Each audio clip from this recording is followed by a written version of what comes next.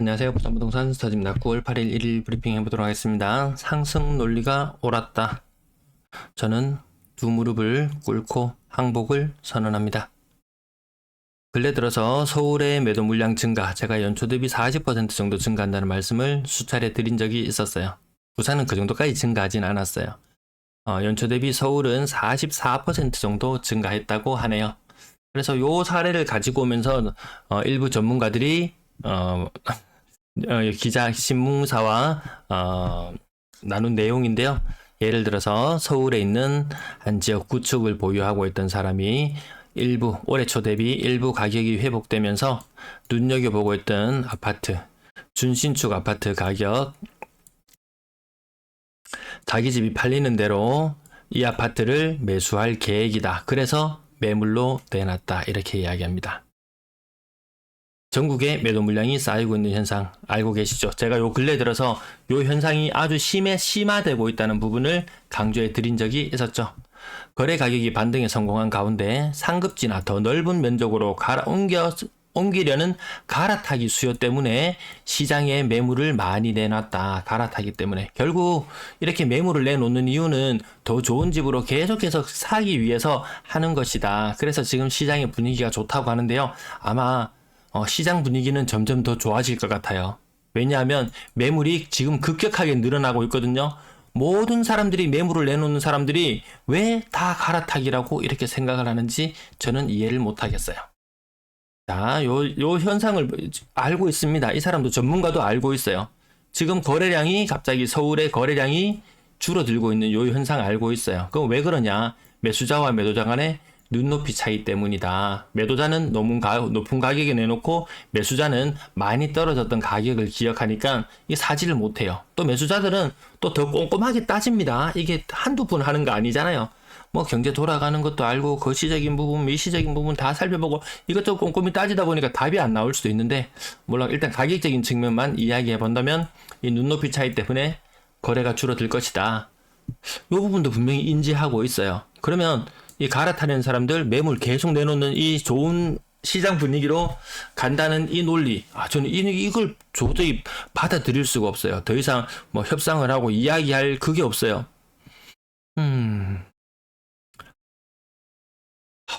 그래서 그냥 무릎 꿇고 말랍니다. 그냥 무릎 꿇고 말랍니다. 더 이상 이야기할 게 없습니다. 자, 분양권 매도 물량 지금 시장에 한 1000개 정도 나와 있는데요. 이 시장이 굉장히 좋기 때문에 사람들이 이 분양권 매도 물량을 팔고 더 좋은 곳으로 가기 위해서 사람들은 분양권 매도 물량을 계속해서 내놓을 거예요. 분양권 매도 물량이 늘어날수록 시장 분위기는 좋아지는 거예요.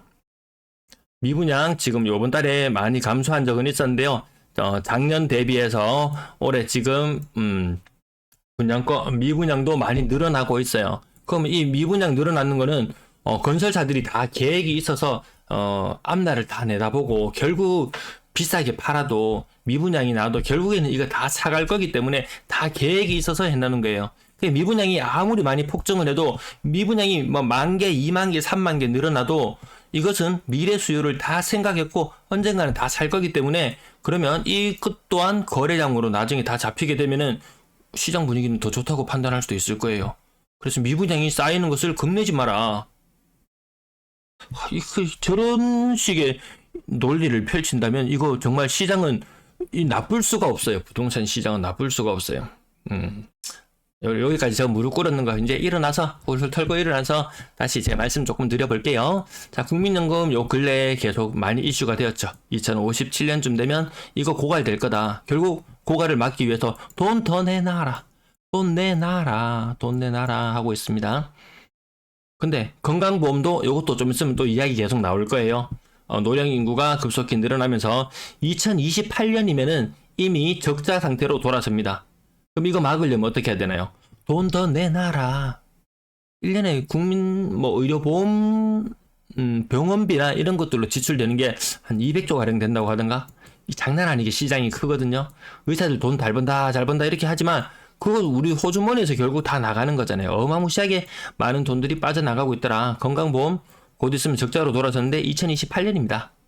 국민연금은 2057년이에요. 당장 우리 앞에 이렇게 산적한 문제들이 많아요.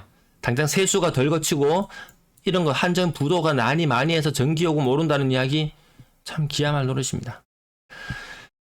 몇 년 전까지 전기를 300kW 쓰면은 전기요금 3만 원이구나 이렇게 생각한 적이 있었어요. 근데 지금은 300kW 정도 쓰면은 요거 얼마 나오나요? 한 4만 5천 정도 나오나요? 에어컨 쓴다고 좀 더 썼더니만 420kW 썼는가? 이러니까 전기요금이 8만 원이 나왔어요. 이래저래 뜯어가는 데 많습니다. 그래서 세수가 안 거친다. 세수가 안 거친다. 양도세도 그렇고 취득세도 그렇고 이거 얼만데? 이거 얼만데? 거래 줄어들어서 이거 못 거둔 거 얼만데? 이거 제가 정확하게 확인해 보진 않았지만 대충 살펴봤을 때요. 양도세, 취득세 이걸로 덜 거친 부동산 경기 침체로 해서 덜 거친 것보다 더 큰 게 부가세 감소했는 것 플러스 법인세 감소했는 것 이게 훨씬 더 커요. 아마 정부나 이런 사람들도 이런 부분을 생각할 거예요. 야, 이거 거래 활성화시키기 위해서 대출을 왕창 좀 더 늘려볼까? 건설사도 살려주고 좋잖아, 보기 좋잖아. 이렇게 해서 늘려준다. 그러면은 뭐 부동산 거래가 조금 활성화될 수는 있어요. 양도세, 취득세 조금 더 거둘 수 있어요. 여기 만약에 예를 들어서 1조를 더 걷는다. 이런 상황이 되려면 부가세하고 법인세는 한 5조 정도 빵꾸 날 수 있어요. 1조 거두려고 하다가 5조가 빵꾸 나는 이런 상황에 맞닥뜨릴 수 있어요.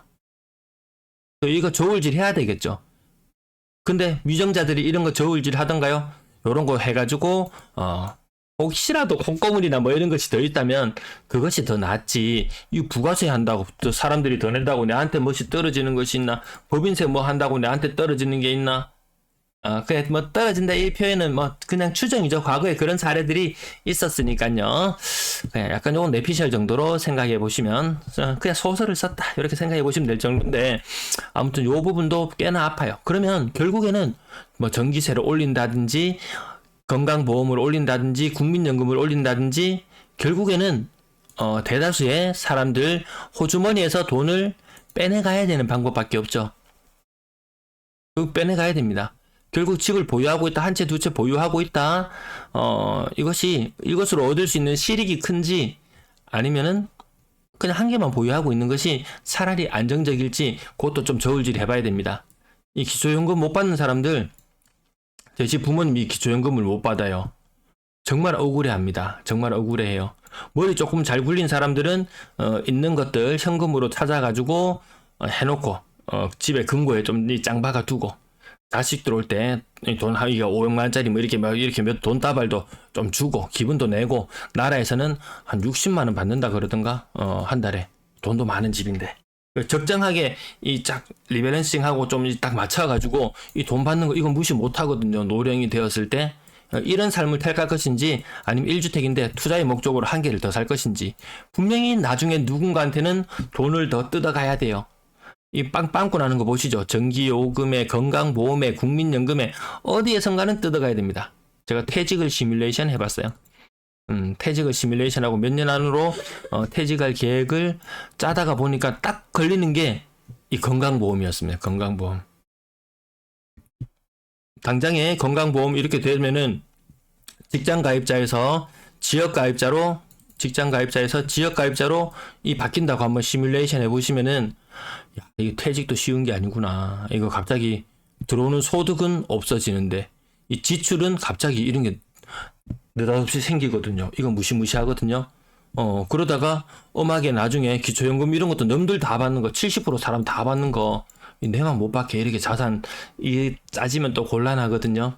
그래서 이런 부분들까지 좀 잘 생각해 보시고 퇴직하거나 뭐 이런 사람들, 네, 뭐 자영업 하시는 분들이 이미 뭐 지역 가입자로서 느끼겠지만, 와, 과거에 뭐 현찰로 거래하고 삥땅 치고 좀 이렇게, 세금 좀 덜 내고 이런 시절에나, 야, 좋았지. 지금은 오히려 직장인들보다 훨씬 더 부담스럽습니다. 예, 건강보험료도 자영업자 되면은 장난 아니게 부담스럽습니다. 직장 가입자들은, 뭐 자동차를 몇 대를 굴리건 뭐 재산이 얼마가 있건 관계 없잖아요. 딱 회사에서 반 내주고 내가 반 내고 그 별로 안 부담스럽거든요. 별로 안 부담스러워. 표시도 안 나요. 어차피 뭐 월급 받을 때 이미 다 떼고 나온 거라서 표도 안 나는데 지역 가입자들은 그 많이 부담스럽잖아요. 그런 부분들 그래서 돈 뜯어가려고 혈안이 될 것이다. 그 와중에 그럼 누구한테 뜯어가느냐? 과연 뭐 기업이나 이런 곳들, 기업 법인 이런 곳에서 돈 뜯어갈까요? 법인세 낮춰주는 거 보셨죠? 여기서 뜯어갈까요? 아닙니다, 아닙니다.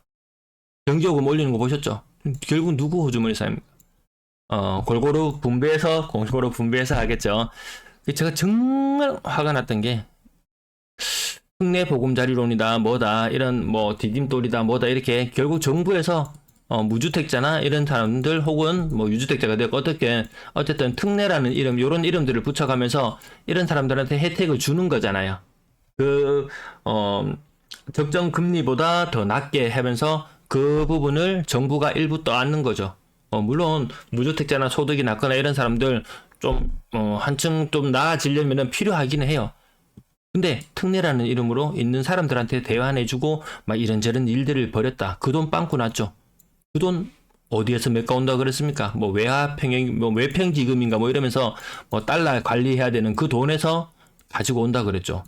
결국 기업들이 뭐 열심히 일하고 우리 노동자들이 열심히 일해서 벌어놓은 그 달러를 팔아서 이 건설사 특례, 이 특례를 위해서 돈을 해줬다.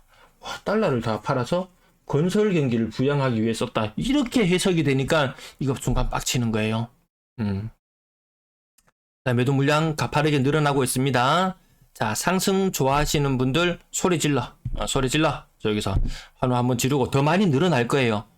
지금 요게 갑자기 급작스럽게 이렇게 되었는데 더 많이 늘어날 거예요. 그러면 더 소리 지르고 그래야 되겠죠. 전세 물량도 같이 더불어서 늘어나는 추세로 바뀌었거든요. 뭐든지 올라가면 다 좋은 건가? 이런 논리로 갖다 댈지도 모르겠어요. 월세도 늘어나고 있는 추세로 바뀌었다는 거. 소리 질러. 임대 물량도 조금 부담스러운 건 사실이죠. 네, 거래량 80건. 부산이 약간 오락가락하는 면이 약간 있어요. 오늘 대구 90건대 거래가 나타났는데 80건대의 거래거든요. 주간 기준으로 500건대 중반, 좋아. 거래량 10% 정도 증가했어. 지난달 대비해서. 이걸로는 안 된다는 거죠. 최소한 50% 이상 증가해줘서 거래량이 3,000건 정도 나와주는 흐름으로 가야지 될 텐데, 아까 뉴스 기사에서도 보셨다시피 매도자와 매수자의 간극이 커지면은 가을이 된다고 해서 무조건 좋아지거나 그렇지는 않을 것 같아요. 오늘 앞부분 설명 너무 길어서 뒷부분 좀 지나가려고 대충 한번 볼게요.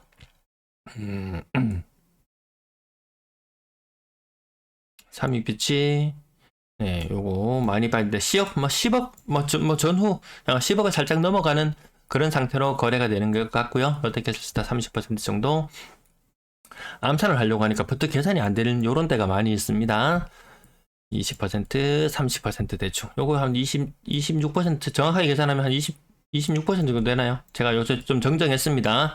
부산 많이 올라왔습니다. 자, 지난번에는 28%라고 했는데 이제 26% 평균 하락률 이야기했어요. 35%까지 같이 빠졌던 것이 이렇게 빠졌습니다. 그리고 가격 대충 요 30%, 28%. 어제는 20%가 많이 보이면 또 그 아닌 날은 또 다른 것이 보이기도 하고, 네, 대형평균 잠깐 건너뛰고요. 거의 30% 가까이 오늘 하락하는 게 많이 보이네요. 너무 일희일비할 필요는 없겠더라. 어제 20%가 많이 보였으면 오늘 뭐 30%가 많이 보이고 좀 오락가락하긴 합니다. 다만 조금 우려되는 부분은 이렇게 오랜만에 거래되는 것들도 30% 정도 빠지고요. 28% 대충 쓸게요. 30%, 15% 요건 얼마 안 되는 거죠. 얼마 안 되는 거 연시. 그 다음 10% 아유 나 이거 이유를 못 찾겠더라. 중개 거래에다가 오래된 아파트에다가 시세가 어떻게 형성되는지는 잘 모르겠네요. 제가 요 부분은 가게 잘 모르겠고요. 대략 30% 정도 빠지는 모습들 여러 건에서 같이 확인이 되네요. 그래도 자, 크게 변화 없는 것들 저마다 이유 찾아보세요. 이유 찾아보시고요. 거의 40%. 얘는 맨날 이래요. 가끔 엄한데 이렇게 맞죠. 가격이 뜬금포가 쏘아 올려진 곳들 간혹 가다가 있긴 합니다. 네. 오늘 3억 이상 거래는 생각보다 많지는 않았어요. 부산은 요 가격대가 좀 많이 무너지죠. 3억에서 4억에서 한 4억에서 5억 정도 하는 고아파트 가격들이 좀 많이 무너지는 그런 모습들 볼 수 있는 것 같고요. 여기 한 26% 정도 빠졌다면 요게 지금 평균 하락률 정도로 보시면 될 것 같고, 오늘은 30, 40도 꽤나 보입니다. 꽤나 보여요. 롯데 3차, 해운대 자동 50% 빠졌어요. 50%.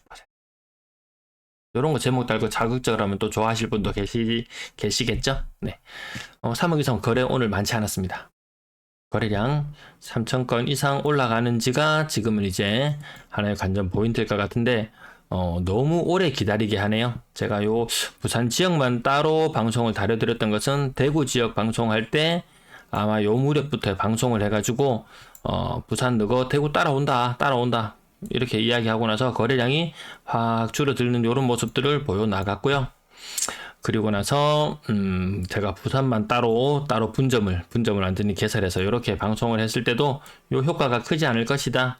그렇게 하면서 이 오랜 기간을 지켜왔는데, 제가 요 3,000건 이하 빙하기라는 제목을 달고 아주 오랜 기간을 지켜봤는데, 이 세월이 거진 이제 2년이 다 돼갈라 합니다. 오랫동안 함께 해주신 분들 늘 감사하게 생각하고요. 뒷부분들은 크게 뭐 변화는 많이 없습니다. 네, 전세 가격 제가 한 번씩 누락되는 경우들이 있어서 이 부분 한번 살펴보고요. 아주 특이한 경우 한번 볼까요? 남천자이의 적정한 전세 가격은 얼마일까? 3억 8천에 거래도 보이고요. 10억의 거래도 보입니다. 요런 게 그러면 아마 오래 보신 분들은 알겠죠. 바로 좀 특수한 그런 건들이 있구나. 만약에 뭐 요런 경우도 생각할 수 있습니다. 누가 뭐 예비 부부다. 한 명이 뭐 청약하고 어떻게 했는데 도저히 잔금이고 무시고 한 개 다 해결이 안 된다.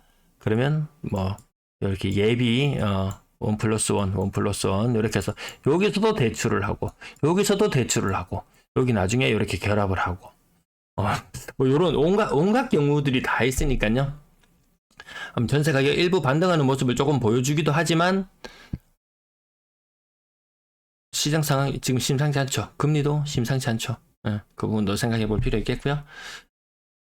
전세 가격 9월까지 쭉 흘러내리고 있는 모습, 그 2년 전과 지금의 갭 차이가 점점 더 벌어지고 있는 그런 형국으로 가고 있습니다. 요거 지금 뭐 내년 되면은 전세 뭐 역전세나 이런 혼란 다 끝난다. 서울 지역 일부 지역 전세 반등하고 있다. 모든 것이 다 해결된다라고 이야기하는 것처럼 보이지만 아니거든요. 그 요 현상 높은 가격으로 형성된 전세 가격이 1년 이상 계속 지속되었거든요. 이 부분 생각해 볼 필요가 있을 것 같습니다. 언론에서 하는 이야기, 반이나 믿을까?